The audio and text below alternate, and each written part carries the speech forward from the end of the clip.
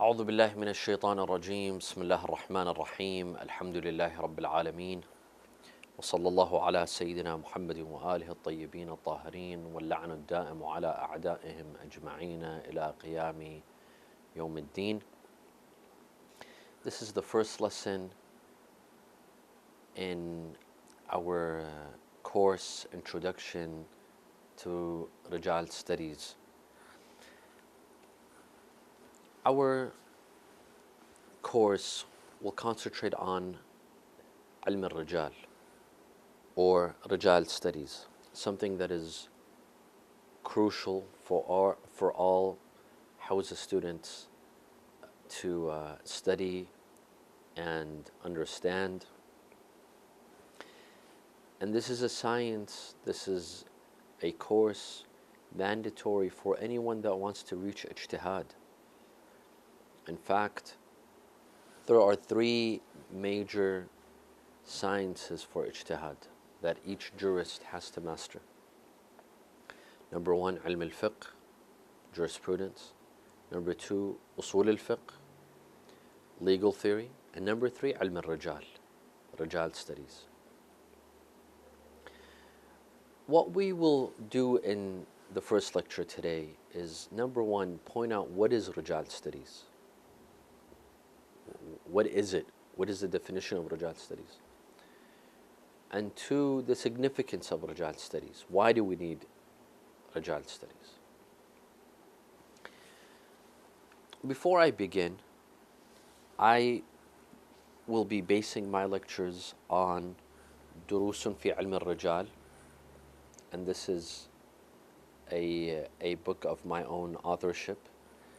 This is a book that I published recently. This was published in the month of Shawwal of 2018, so just 3 months ago it came out of the publisher's house. And this book is a summary of a 3-year course that I taught regarding Ilm al-Rijal here in the holy city of Karbala. For a group of Hawza students here in Karbala, I recorded those lessons, and this was basically a summary. In fact, it's a summary of 2 courses that I taught on Ilm al-Rijal, but it's in between the first course and a second course, because I didn't record everything in the first course, and in the second course I didn't teach everything. I only taught the material that I didn't record in the first course. So this book is a summary of 2 courses actually on Ilm al-Rijal. And the way we will go through the book, I won't go through page by page, and nor will I rely on the same exact methodology that I relied on in the Arabic course, because the Arabic course on Ilm al-Rijal was very much into detail. While the English course will be a summary of what I taught in the Arabic course, but it will be a detailed summary. So it won't be as expansive as what is in this book, nor will it be something very, just a brief summary. No, it'll be something in between. Durusun fi Ilm al-Rijal. Those that speak Arabic may purchase copies of this book. And those that wish to read a supplement, you may refer to Introduction to Rijal Studies by Ayatollah Sheikh Baqir al-Irawani. His original book is in Arabic, Durusun Tamhidiyya fi Ilm al-Rijal. I'm sorry, Durusun Tamhidiyya fi al-Qawa'id al-Rijaliyya, but it's been translated to English, and I believe it's called Introduction to Rijal Studies. The translation is by Sheikh Zaid al-Salami from Sydney, Australia. So let us begin by giving an introduction or a definition to Rijal studies. What is Ilm al-Rijal? Some believe, or some assume, that Ilm al-Rijal means that we will go through the narrators of the companions of the Ahlul Bayt, those who narrated the narrations and the traditions, and we'll go through their biographies one by one. This is incorrect. Ilm al-Rijal does concentrate on the narrators and the transmitters of hadith, the companions of Ahlul Bayt, and the other generations after them, those who received the hadith from the first companions of the Ahlul Bayt and the chain of narrators, those who received the hadith and passed it on from generation to generation to generation. Ilm al-Rijal does concentrate on the chain of narrators, but we will not be looking at individual biographies. No. We, in Ilm al-Rijal, in Rijal studies, we look for general principles of trying to authenticate the narrators of hadith. Let me give you an example. Instead of going through each narrator and transmitter of hadith and studying his biography, we want to look for general principles, and from these principles, we'd like to authenticate as many narrators as possible, 100, 200. Those are the type of principles that we look for in Ilm al-Rijal. That's why it's a science, or it's a discipline of its own, because it has a set of principles. Otherwise, if we just wanted to study the biographies of narrators, that's not a science. That's not a discipline. There's many biographies, books of biographies, like for example, Mu'jam Rijal al-Hadith by Sayyid al-Khoi. You may refer to individual narrators and transmitters of hadith, and you could see, are they reliable or are they not reliable? Here we're looking for principles. That is why I reached the conclusion in the beginning, in the opening chapter, Ta'rif Ilm al-Rijal. So I mentioned various definitions for Ilm al-Rijal, but the best one that I chose was the following. علم الرجال هو علم يبحث فيه عن قواعد معرفة أحوال الرواة. It is the science that teaches us the principles of knowing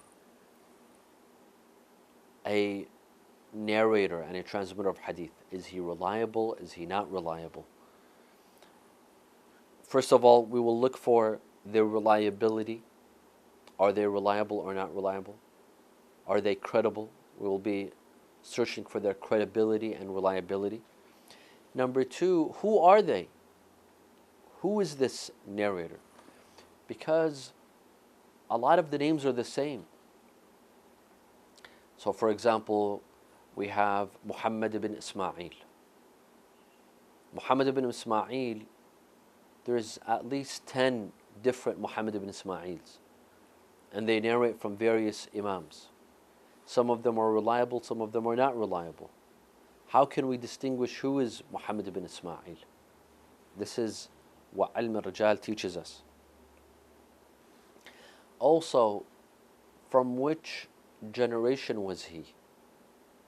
Was he from the generation that narrates from Imam al-Baqir, or was he from the generation that narrates from Imam al-Sadiq, and so on and so forth? This is what helps us in Ilm al-Rijal. This is what Ilm al-Rijal is all about. So there is three things that Ilm al-Rijal tries to discover. It gives us principles in knowing how to discover whether, first of all, who is the narrator? Number two, is he reliable or not reliable? Is he credible or not credible? Number three, from which generation is he? From which level did he belong to? Because this is important. There could be a Muhammad bin Ismail from the 3rd generation, and there could be a Muhammad bin Ismail from the 5th generation. And we have to distinguish between them so that we don't mix them up. Now, so this is the brief definition of ilm al-rijal. Ilm al-rijal is the study, the science of the principles of knowing these three things about a transmitter and narrator. Who he is he reliable or not reliable, and from which generation is he? From which tabaqa, from which level is he? Now, why do we need to study ilm al-rijal? What's the objective behind ilm al-rijal? What's the necessity behind it? Because there are some that say any hadith found in the four main hadith books, meaning i.e. Al-Kafi by Shaykh Al-Qulaini, من لا يحضره الفقيه by Shaykh Al-Saduq, Al-Tahdhib and Al-Istibsar by Shaykh Al-Tursi. These are the four main books of hadith that we have. Of course, these four books are a compilation of 400 other small books that were collected by the companions of Ahlul Bayt, known as Al-Usul Al-Arba'mi'ah, the 400 main principles, main books that were authored by the companions of Ahlul Bayt. Those 400 books did not reach us. Why? Because Al-Qulaini, he gathered those 400 books and he put them in his book Al-Kafi. Of course, it wasn't a simple process. He gathered those 400 books, Al-Usul Al-Arba'mi'ah, and he put them into chapters. For example, those 400 books, the books that talk about Salah, he gathered them and put them in one chapter. The books that talk about Tahara, ritual purity, he put them into one chapter. And each chapter has its own sections. For example, Salah, it begins with Adhan, Iqama, Birat al-Ihram, and so on and so forth. He put the ahadith into their appropriate sections in every chapter. So it was a very tedious, very difficult task that Al-Qulaini did, and so did Al-Saduq in his book Man La Yahdhuru Al-Faqih, and so did Shaykh Al-Tusi in his book Al-Tahdhib and Al-Istibsar. Now some might say, like the Akhbaris did, the Akhbaris were a school of thought that existed approximately 400 years ago or more. They claim that whatever's any hadith that's found in the four books, it's authentic. We could rely on. There's no need to come and filter the hadith and try to discover what was actually stated by the Ahlul Bayt and what was not stated. Anything that exists in the four books, it's authentic, it's sahih. In fact, we're 100% sure that the Imam stated these hadith. We disagree. Hence, we have ilm al-rijal. Let me clarify. Islamic law has four main sources. This is the popular opinion. Although some disagree, some say the sources are only two, others say the sources could be up to 6. But the popular opinion is that the sources of Islamic law are 4. The Holy Book, the Quran, the Sunnah of Rasulullah and the Ahlul Bayt. What do we mean by Sunnah? Sunnah means the words, the actions, and the tacit approval of the Imams and Ahlul Bayt. So anything they said, anything they did, anything they approved of, that's part of their Sunnah. This is 2. Ijma', consensus, and aql, reason, and logic. These are the 4 main sources of Islamic law. When we come to the Holy Book, when we come to the Quran, we find that the legal verses in the Quran, according to popular opinion, or less than 500 verses. 480 legal verses in the Quran. The other verses in the Quran, they're either stories of previous prophets, previous nations, or verses that speak of aqa'id, doctrinal, theological verses that speak of heaven, of hell, the day of judgment, tawheed, so on and so forth. The verses that talk about law are less than 500, 480 legal verses in the Quran. While we know that there's so many laws out there, we have so many laws, possibly the laws pertaining to salah, ritual prayers, by itself are maybe over 500. Let alone fasting, Hajj. Hajj in itself has thousands of laws. Buying, selling, marriage, divorce. And there's so many other laws regarding business transactions, mu'amalat, renting, planting, medical laws, and so on and so forth. How can 480 verses, which are, most of them are quite general verses, they don't discuss the details, they don't tell us, the Quran tells us to pray, but it doesn't tell us how to pray. We know that Salah begins with Takbirat al-Ihram, Surah al-Hamd, and then a Surah, and then Ruku', and then Qiyam, and then Sujud. Well, this is not found in the Quran. So the Quran, those 480 general verses, they're not enough to tell us the details of law, of fiqh. So this is the first source. Second source is ijma', the consensus, the agreements of the fuqaha and of the jurists.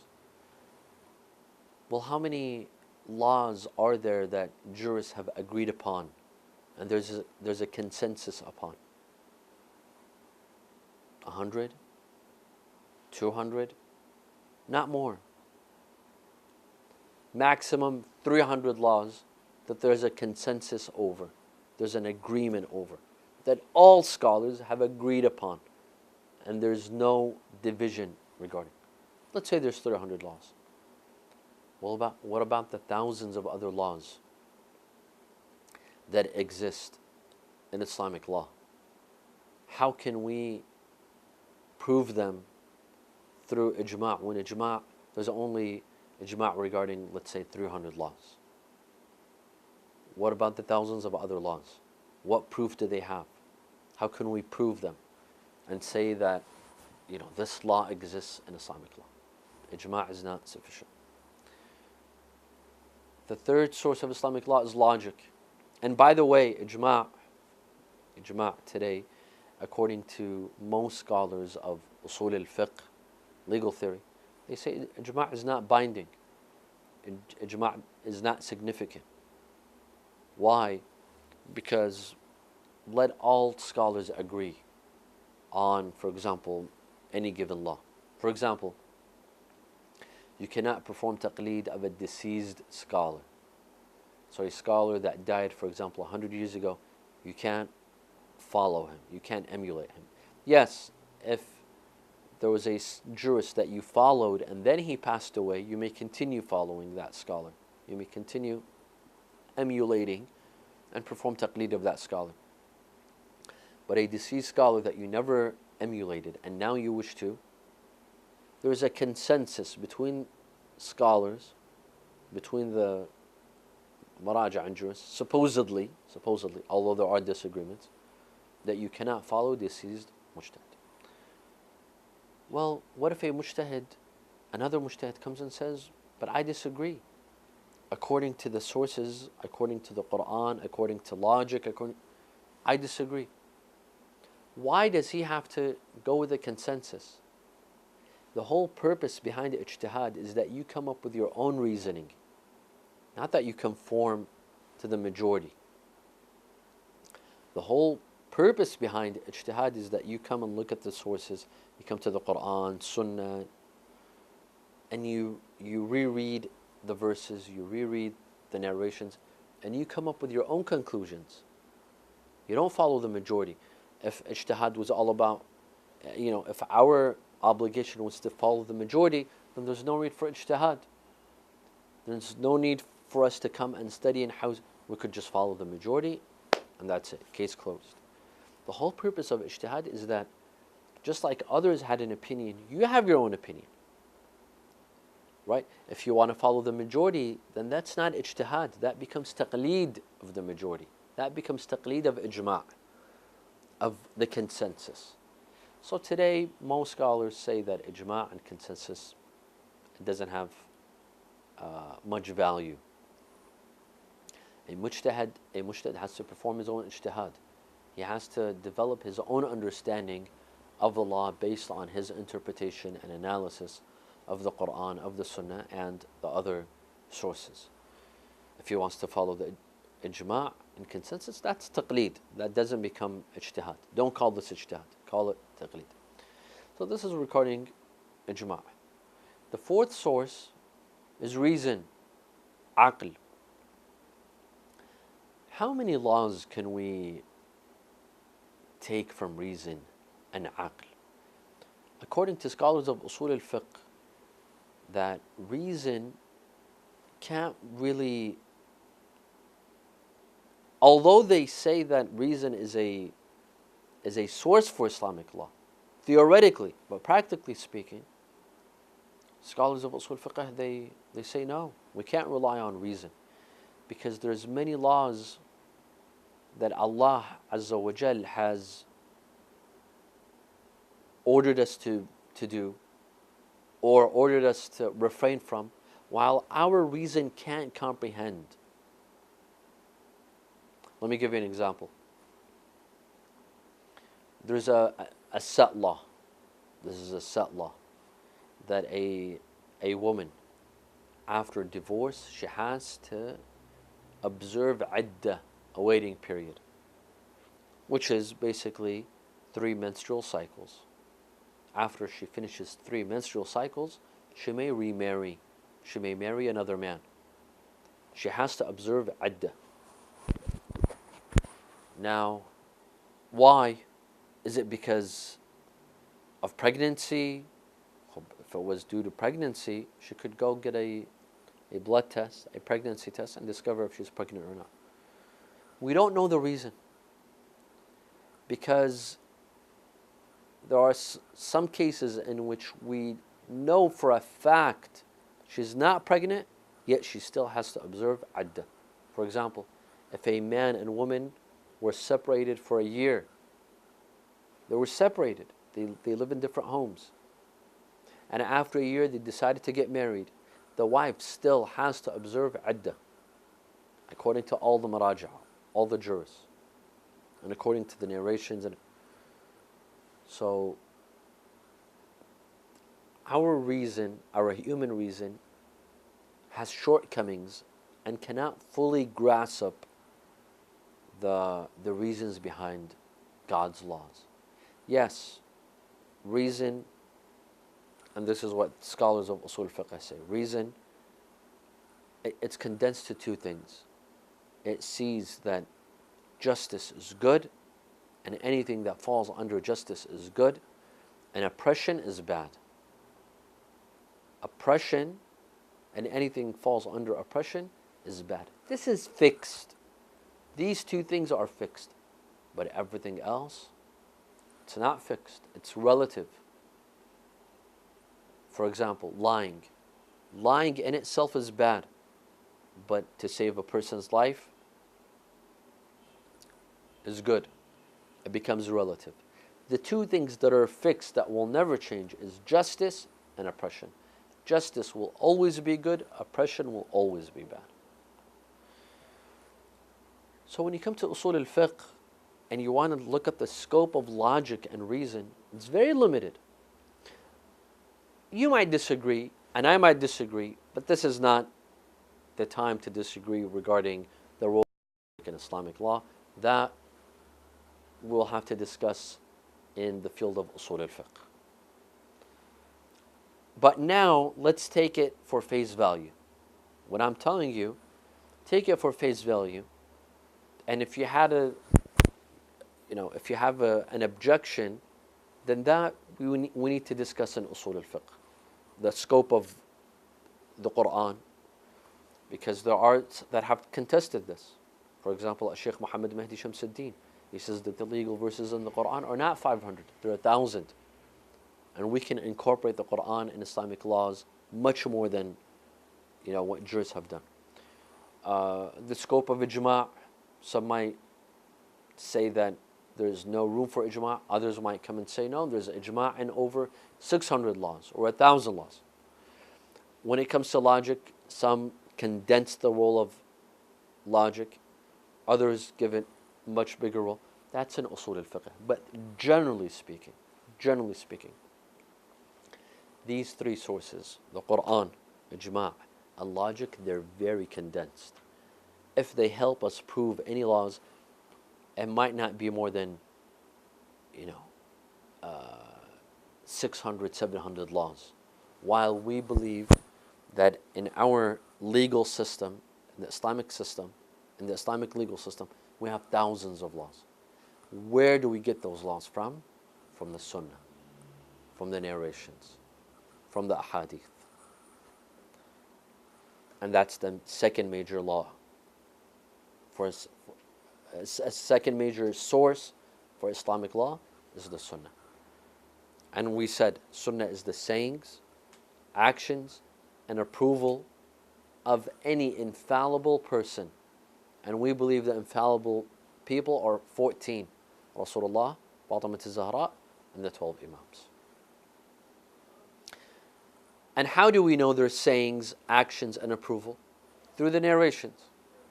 Their sayings, well, that's obvious. Ahadith, they relate to us the sayings of the infallible person. Their actions, how do we know their actions? Again, through the narrations. Their companions tell us that the Imam did so and so. The Imam performed this act or this ritual. Their approval, how do we know their approval? Again, through the narrations. The narration tells us that, for example, so-and-so performed an act or behavior in front of the Imam, and the Imam approved. He didn't object. So it all comes down to the narrations. Now that we have narrations, do we consider all narrations authentic? We have tens of thousands of narrations. Tens of thousands of narrations. Al-Kafi alone has 16,000 narrations. من لا يحضره الفقيه by Sheikh al-Saduq has 6,000 narrations. Al-Istibsar, I believe, has over 5,000 narrations.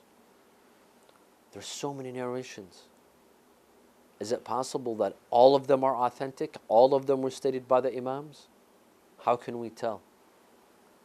First of all, the Imams themselves informed us that there were some individuals that lied and ascribed ahadith to the Imams that the Imams never said or uttered. From the days of Rasulullah would say, "Man كذب علي متعمدا فليتبوأ مقعده من النار."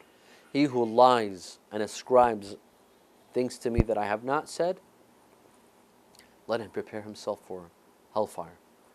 The Imams themselves said that all of us, all the Imams, we have certain individuals that lied and ascribed to us things that we never said. That means we know that there are some ahadith that are fabrications, that are lies. What's the percentage? I don't know. But this is a fact that there is a percentage of ahadith, a small percentage of ahadith that are fabrications, that were not stated by the Ahlul Bayt. how can we tell if a narration is fabricated or not fabricated? Can we tell if a narration is reliable or not reliable? Now, remember, narrations are the number one source for Islamic law. Although we say it's the Quran, but the Quran is very limited in its scope. Because as we said, the legal verses are only 500.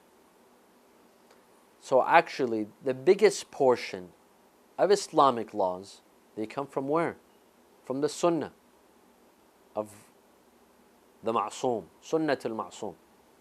From the narrations. A big chunk, a big portion of Islamic laws come from the Sunnah, from the narrations. Now, how can we tell if this narration is authentic or not authentic? Is it reliable or not reliable? There's a couple of ways. Number one, we see if the narration is compatible to the Quran or not. This is one of the ways.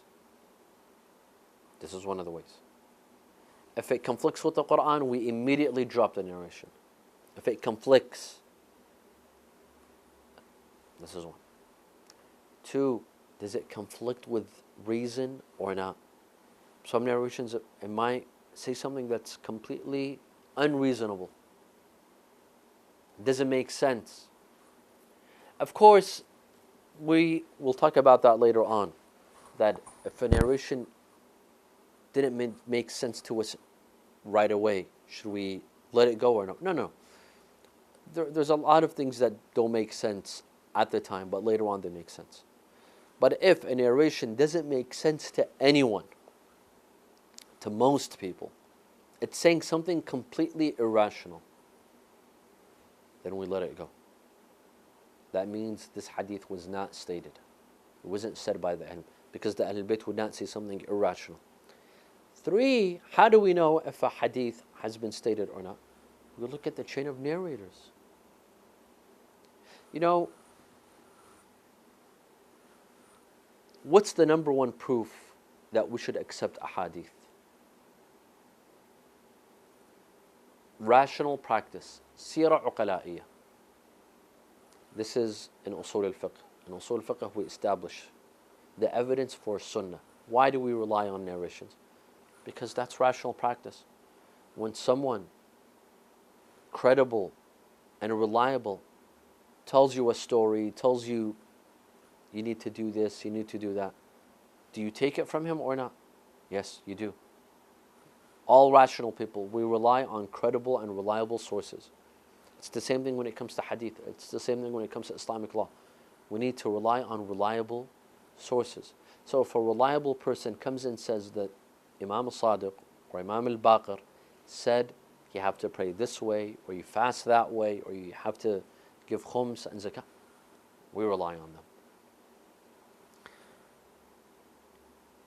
So if we see a hadith with a reliable chain of narrators, so we find a hadith in Al-Kafi by Shaykh Al-Kulayni, and Al-Kulayni says that between me and the Imam there's 5 individuals.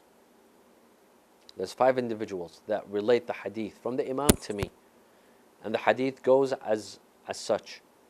I narrate the hadith, for example, Al-Kulayni says, I narrate the hadith from Ali ibn Ibrahim. And Ali ibn Ibrahim narrates the hadith from his father, Ibrahim ibn Hashim. And Ibrahim ibn Hashim relies on, for example, Muhammad ibn Abi Umair. And Muhammad ibn Abi Umair relies on, for example, a 4th narrator, and that 4th narrator narrates from the Imam. These 4 individuals between Al-Kafi, Al-Kulayni, the author of Al-Kafi, and the Imam. These 4, are they reliable or are they not reliable? This is what we discover in Ilm al-Rijal. If they are reliable, we take their hadith, because there's no reason to doubt them. There's no reason to say they're lying. It's just like anyone that comes and tells you, listen, there's a new law regarding taxes or regarding immigration. You're going to act upon what that reliable person told you, because there's no reason to doubt him or her.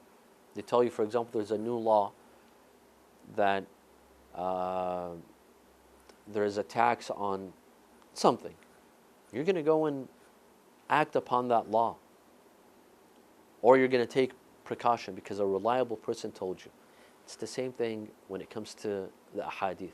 If a reliable source, a reliable chain of narrators tell us that the imam said so and so, an infallible imam who has the right to legislate and tell us what is halal and what is haram, then we're going to accept. Hence we need ilm al-rijal, because ilm al-rijal comes and tells us who is reliable, who is not reliable. Can we depend on this narrator? Can we not depend on that narrator? Or we should not depend on that narrator. Ilm al-rijal, the whole purpose is to discover that this chain of narrators found in Al-Kafi or in Man La Yahdhur Al-Faqih, can we rely on this chain of narrators or we can't? I will stop here, and inshallah in the next lecture we will continue this discussion. Walhamdulillahi Rabbil Alameen, wa sallallahu ala Muhammadin wa alihi at-tahirin.